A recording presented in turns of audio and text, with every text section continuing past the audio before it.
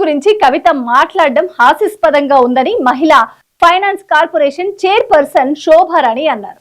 BRS 10 ఏళ్ల పాలనలో బీసీల అభివృద్ధికి చేసింది శూన్యమన్నారు. దళిత సీఎం అని మోసం చేశారని విమర్శించారు.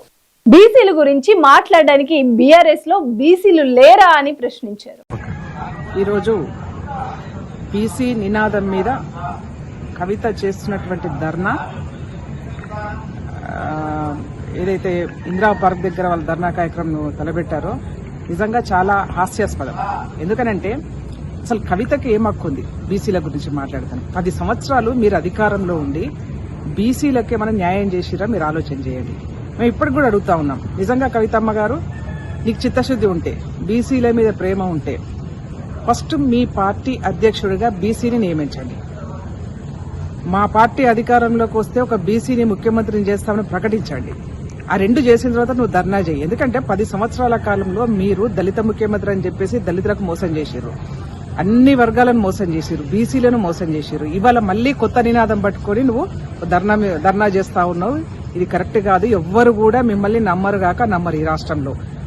నీకు లిక్కరు కేసులో నువ్వు అరెస్ట్ అయినప్పుడే ఈ తెలంగాణ రాష్ట్ర ప్రజల యొక్క మనోభావాల్ని దెబ్బతీసే విధంగా నువ్వు చేసినటువంటి కార్యక్రమం ఏదైతే ఉందో అది ప్రజలందరూ కూడా తలదించుకునే విధంగా ఉంది. ఇవాళ మళ్లీ అప్పుడు 33% మహిళలకు రిజర్వేషన్ అని చెప్పేసి ఒక నాటకం ఆడినావు.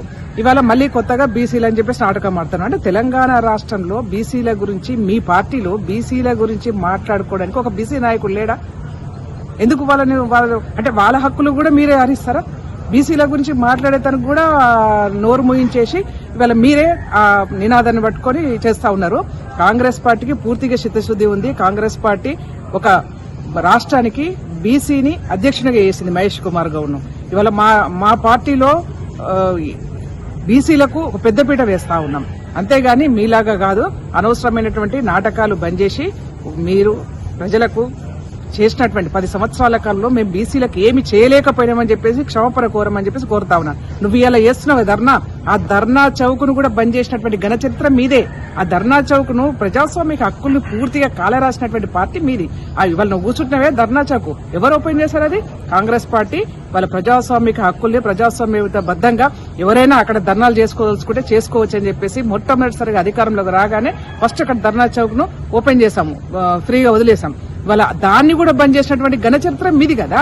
అందుకనే ఎట్లాగో మీ నాయన అసెంబ్లీకి రాడు, ప్రజల్లోకి రాడు, ప్రతిపక్షంలో ఉండి ఫామ్ హౌస్ లో ఉంటాయని చెప్పేసి స్పష్టంగా చెప్తా ఉన్నారు. నిన్నగాక మొన్న మీ అన్న కూడా చెప్పినాడు, మేము ప్రజలు తీర్పు ఇవ్వలేదు కాబట్టి మేము ఫామ్ హౌస్ కే పరిమితమని చెప్పి మాట్లాడినారు. కాబట్టి ఇప్పటికైనా వాలంటరీ రిటైర్మెంట్ గా మీ నాన్న తీసేసి మీరే ఒక బీసీ అధ్యక్షుడు, తెలంగాణ రాష్ట్ర సమితికి బీసీ అధ్యక్షుడిని నియమించాలని చెప్పేసి సూచనిస్తా ఉన్నాం.